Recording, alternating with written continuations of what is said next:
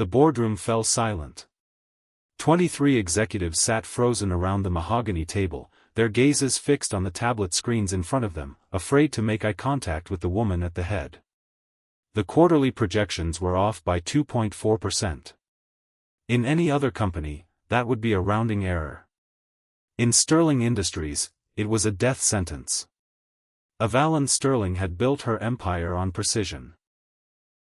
At 34, she commanded a multinational conglomerate worth $47 billion. Her father had handed her the reins when she was 27, expecting her to fail. Instead, she had tripled their market share, acquired 7 competitors, and become the youngest female CEO in the Fortune 500. She was ruthless, exacting, and utterly unapproachable. Her hair was pulled back in a severe ponytail. Her charcoal suit was tailored to perfection. Her heels were 4 inches of polished intimidation. And her expression, a cold, unreadable mask, had sent more than one junior executive to the bathroom in tears. "The numbers are unacceptable," Evelyn said, her voice flat. "I want revised forecasts on my desk by 8 a.m. tomorrow. If anyone here thinks that's unreasonable, the door is behind you." No one moved. Good. Meeting adjourned. The executives scrambled to gather their materials, practically tripping over each other to escape the room. Evelyn remained seated, watching them go with the detached interest of a hawk observing prey. She didn't care if they liked her. She didn't care if they feared her.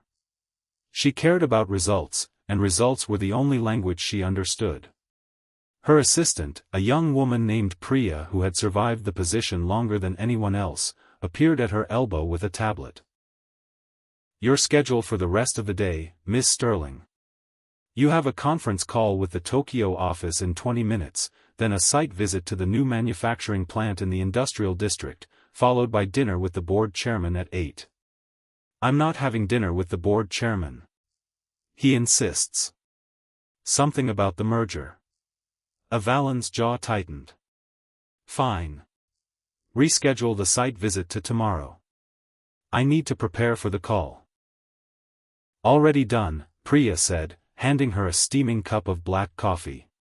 "And I've arranged for your driver to take you to the plant at 2 p.m. tomorrow. Please don't cancel again. The plant manager has rescheduled 4 times already." "I don't pay you to lecture me, Priya." "I know, Miss Sterling. You pay me to keep you organized. Which is what I'm doing." Evelyn almost smiled. Priya was the only person in the world who could talk to her like that and keep her job. Almost. "Fine. I'll be there." The site visit was, as Evelyn had predicted, tedious. The plant manager, a nervous man named Gerald, spent 45 minutes walking her through production lines and safety protocols while she mentally composed emails to her legal team. The facility was efficient, clean, and perfectly adequate.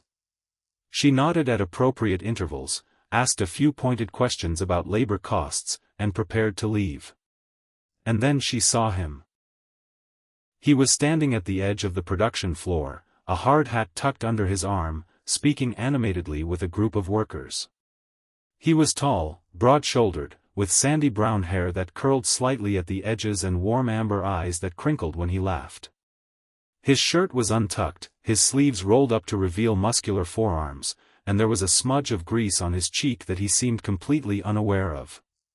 He wasn't handsome in the polished, corporate way she was used to. He was handsome in a real, unpretentious way, the kind of handsome that made you forget what you were saying in the middle of a sentence. Evelyn stopped walking. She didn't know why. She just stopped. "Who is that?" she asked, her voice sharper than she intended. Gerald followed her gaze. "Ah, that's Nathaniel. Nathaniel Cole. He's one of our senior engineers. Brilliant man. Absolutely brilliant. He's been with us for 8 years now. Came up with that new filtration system we implemented last quarter. Saved us millions." "An engineer," Evelyn repeated, watching as Nathaniel clapped one of the workers on the shoulder and said something that made the entire group burst into laughter. "One of the best we have," Gerald continued, oblivious to her sudden interest. "He's a bit unconventional, but the workers love him. He's always the first to arrive and the last to leave. And the way he handles the technical issues." "Is he married?" Gerald blinked. I don't actually know. He mentions his daughter occasionally, so I assume he's a single father or widowed. But I'm not sure." Evalyn didn't respond. She was still watching Nathaniel, her mind suddenly blank. For the first time in years, she had absolutely nothing to say. Nathaniel must have felt her gaze because he turned, his eyes scanning the production floor until they landed on her. He smiled. A warm, genuine smile that seemed to light up his entire face, and started walking toward her. "Miss Sterling," he said, extending his hand. "I'm Nathaniel Cole. I've heard a lot about you." She took his hand. His grip was firm, his palm warm and calloused. "All good things, I hope." "Mostly," he said, and his smile widened. "Some of them were terrifying, but I figured those were just rumors." Evalyn's eyebrows shot up. She was not used to being spoken to with such casual irreverence. "You don't seem afraid of me." "Should I be?" "Most people are." "Most people are intimidated by success," Nathaniel said, releasing her hand. "I think success is just hard work and consistency. And I've seen you work, Ms. Sterling. I know you didn't get where you are by being lucky. So why would I be afraid of that?" Gerald was practically sweating behind them. "Nathaniel, I don't think." "It's fine, Gerald," Evalyn said, cutting him off. She was still looking at Nathaniel, her eyes narrowing slightly. "You've seen me work?" "I've never met you before today." "No," he agreed. "But I've read your annual reports. And I have to say, your approach to supply chain management is nothing short of brilliant. I adapted some of your principles to our inventory system here, and we reduced waste by 18% in the first quarter." "You adapted my principles?" "I hope that's okay," Nathaniel said, and for the first time, he looked slightly embarrassed. "I didn't mean to overstep. I just thought." "It's fine," Evalyn said again. "I'm impressed." And she was. Genuinely impressed. It was a feeling she hadn't had in a very long time. 2 weeks later, Evalyn was still thinking about Nathaniel Cole. It was ridiculous. She was a CEO. She had board meetings and merger negotiations and billion-dollar deals to worry about. She didn't have time to think about a man with grease on his cheek and a smile that made her stomach do something strange and unfamiliar. But she couldn't stop. She found herself visiting the plant more frequently than necessary. She took a sudden, intense interest in production line efficiency. She scheduled meetings with Gerald that were, in reality, excuses to walk past Nathaniel's workstation. She told herself it was professional curiosity. She told herself she was just researching new talent. She told herself 100 different lies, and she believed none of them. Nathaniel, for his part, seemed completely unbothered by her presence. He treated her with the same warmth and respect he treated everyone else. He explained technical concepts in simple terms without condescension. He asked about her work, her opinions, her perspectives, and he actually listened to her answers. He made her laugh, actually laugh. For the first time in years. And then he asked her a question that changed everything. It happened on a Thursday afternoon. Evalyn had stopped by the plant to check on a new equipment installation. Nathaniel was overseeing the project, and she had found herself lingering long after the inspection was complete. "So," he said, wiping his hands on a rag, "do you ever take a break? I mean, a real break. The kind where you don't check your email for an entire weekend." "I don't do weekends," Evalyn said. Weekends are just weekdays with less traffic. Nathaniel laughed. That's the saddest thing I've ever heard. It's not sad. It's efficient. It's sad, he repeated, shaking his head. I'm going to fix you, Miss Sterling. Fix me? Yes. I'm going to take you for a walk in the park. No phones, no emails, no meetings. Just fresh air and sunshine. I don't have time for walks in the park. Everyone has time for walks in the park, Nathaniel said. You just think you don't. Because you've convinced yourself that being busy is the same as being productive. Evelyn opened her mouth to argue, but no words came out. Because he was right. She knew he was right. She just didn't want to admit it. Saturday, he said. 10 o'clock. I'll pick you up. I didn't agree to this. You will. And he smiled again, that warm, unpretentious smile, and Evelyn felt her carefully constructed defenses begin to crumble. Saturday arrived, and Evelyn found herself standing on the sidewalk outside her apartment building, wearing jeans and a simple white blouse, an outfit she hadn't worn since college. She felt exposed, vulnerable, completely out of her element. Nathaniel pulled up in an old pickup truck, the kind that had seen better decades, and leaned out the window with a grin. You look terrified. I'm not terrified. I'm skeptical. Good. Skepticism keeps you grounded. Get in. She got in. The park was beautiful, filled with families and couples and children running through the grass. Evelyn walked beside Nathaniel, her hands shoved in her pockets, trying to remember the last time she had done something so simple and aimless. I'm going to ask you something, Nathaniel said, breaking the comfortable silence. And I need you to be honest with me. Okay. When was the last time you did something just for yourself? Something that didn't have anything to do with work or obligations or expectations? Evelyn was quiet for a long moment. I don't remember. Exactly, Nathaniel said. And that's the problem. You've spent so long being someone's CEO, someone's boss, someone's expectation, that you've forgotten how to just be a person. I don't think I ever knew how, Evelyn admitted. My father raised me to be a soldier.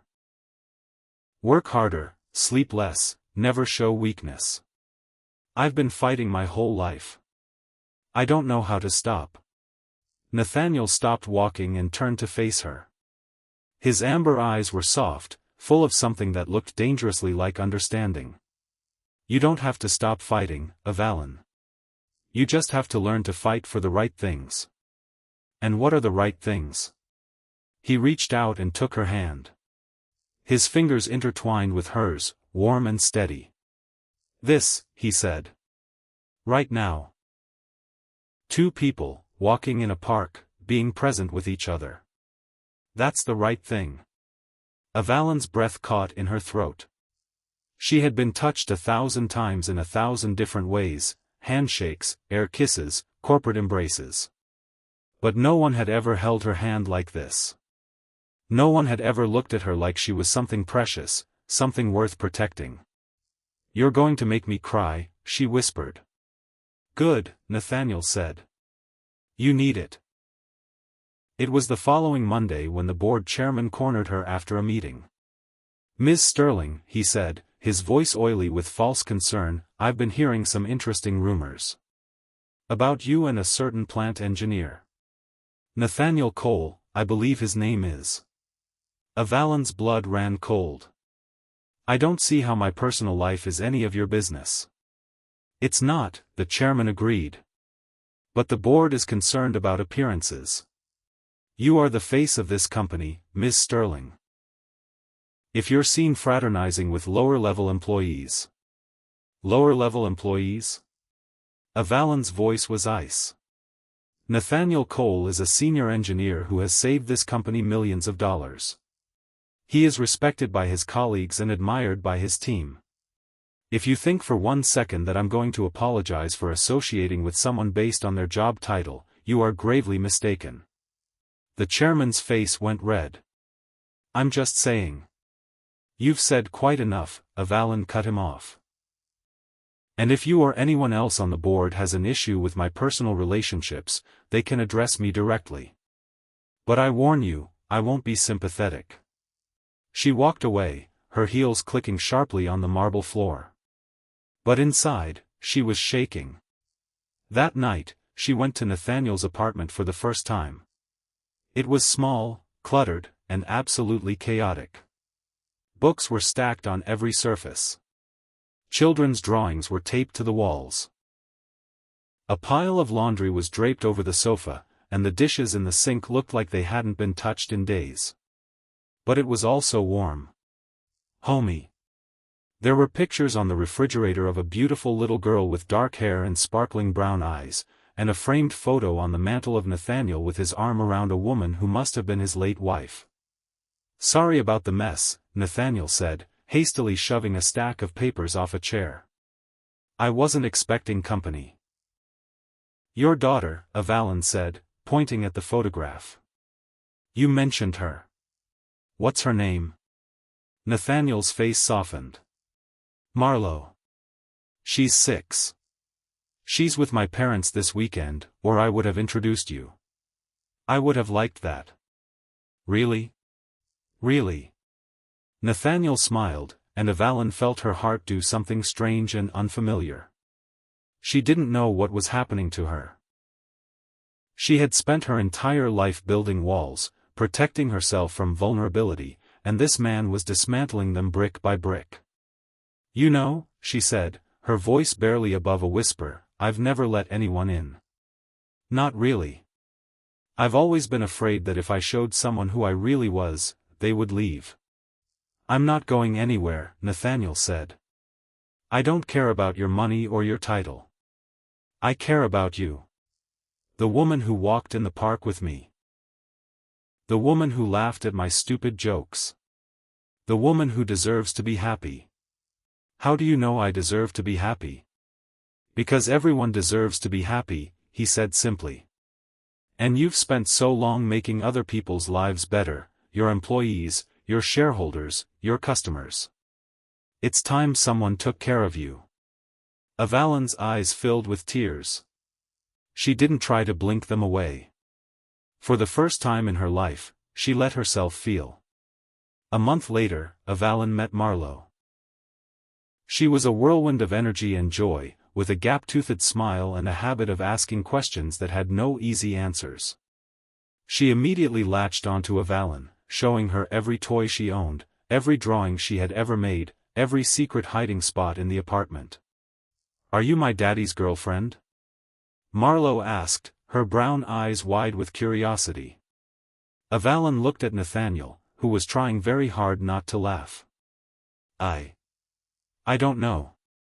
Maybe. Good, Marlo declared.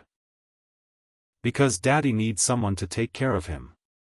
He forgets to eat when he's working, and he never folds his clothes. I do fold my clothes, Nathaniel protested. No, you don't. You just throw them in the drawer and pretend they're folded. Avalon laughed. It was the most genuine, unguarded laugh she had ever let out. I'll make sure he eats, she promised Marlo. And I'll teach him how to fold his clothes. Really? Marlo's face lit up. Then you can stay forever. Avalon felt tears prick at her eyes. I'd like that, sweetheart. I'd really like that. It was a Tuesday morning when Avalon found herself standing in Nathaniel's kitchen, packing Marlo's lunch for school.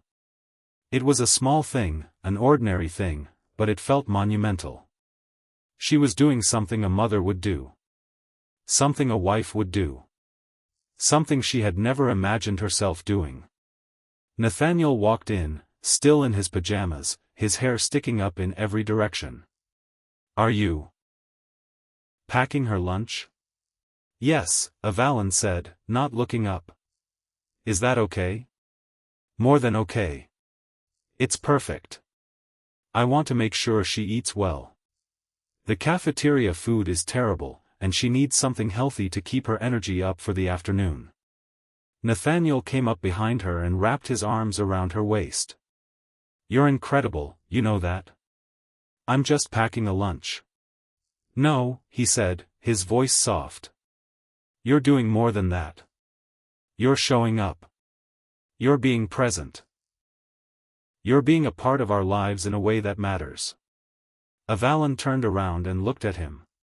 His amber eyes were warm, full of something she had never seen directed at her before. Love. True, unconditional, unwavering love. "I love you," she whispered. "I don't know how it happened, but I love you." "I know," Nathaniel said, smiling. "I love you too. And I'm going to spend the rest of my life proving it to you." They got married 6 months later. It was a small, intimate ceremony in Nathaniel's parents' backyard. Marlo was the flower girl, scattering petals with abandon. Evalyn's father, who had never been warm or affectionate, stood in the back, his face unreadable. But he had come. That was something. Evalyn wore a simple white dress and a crown of flowers in her hair. Nathaniel wore his one good suit, slightly frayed at the edges, and the happiest smile she had ever seen. When the officiant asked if anyone objected, Marlo shouted, "Can we have cake now?" and everyone burst into laughter. When it was time for vows, Evalyn looked into Nathaniel's eyes and spoke from the heart. "I spent my whole life building walls," she said, her voice steady. "I told myself I didn't need anyone, that I was better off alone, that love was just a distraction. But then I met you. And you showed me that I was wrong. You showed me that the best things in life aren't things at all. They're people. They're moments. They're the little things that don't show up on any balance sheet. You and Marlo are my greatest achievement. And I promise to protect you, to cherish you, and to show up for you every single day." Nathaniel's eyes glistened with tears. "I promise to love you," he said, his voice rough. "I promise to be your partner, your best friend, and your biggest supporter. I promise to make you laugh, to hold you when you cry, and to never let you forget how incredibly loved you are.